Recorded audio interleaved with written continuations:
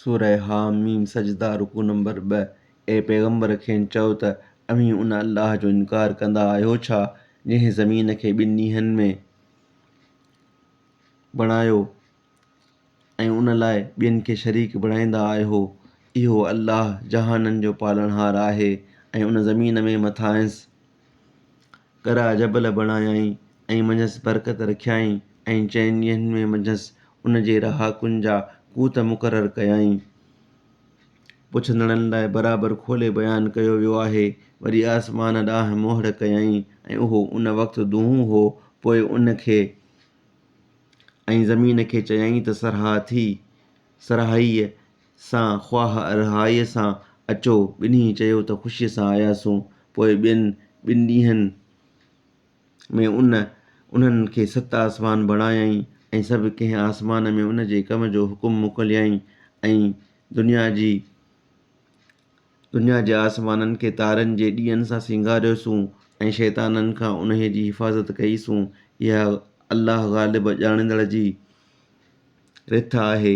पोइ जेकॾहिं उहे मुंहुं मोड़ीनि त चओ त अव्हां खे अहिड़े अज़ाब खां ॾोॼारियमि जहिड़ो आद ऐं समूद जो अज़ाब हो।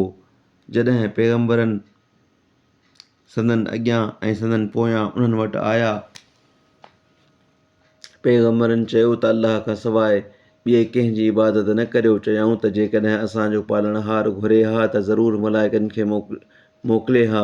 तंहिं करे अव्हीं जंहिंसां मोकिलिया विया आहियो तंहिंखे असीं मञण वारा न आहियूं।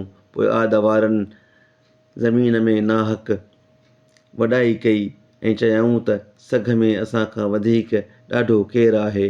न ॾिठो अथनि छा त उहो अल्लाह जंहिं खेनि पैदा कयो सो खाइनि सघ में वधीक ॾाढो आहे। ऐं उहे असांजे निशानियुनि जो इनकार कंदा रहिया। ऐं तंहिं करे नहस याने मुसीबत जे ॾींहं में मथनि सख़्तु वाह मोकिलियोसूं त खेनि दुनिया जी हयाती में ख़्वारीअ वारो अज़ाब चखायूं। ऐं बेशक आख़िरत जो ई अज़ाब त वधीक ख़राबु कंदड़ आहे। तंहिं करे उन्हनि खे का मदद न ॾिबी। ऐं समूद क़ौम सो उन्हनि खे पधिरो रस्तो ॾेखारियोसूं। पोइ हिदायत खां अंधाई पसंदि कयाऊं। पोइ ख़्वार कंदड़ अज़ाब जे कड़के खेनि पकड़ियो उन्हीअ करे जो बुछड़ा कम कंदा हुआ। ऐं जिन ईमान आंदो हो ऐं परहेज़गारी कंदा हुआ तिन खे बचायोसूं।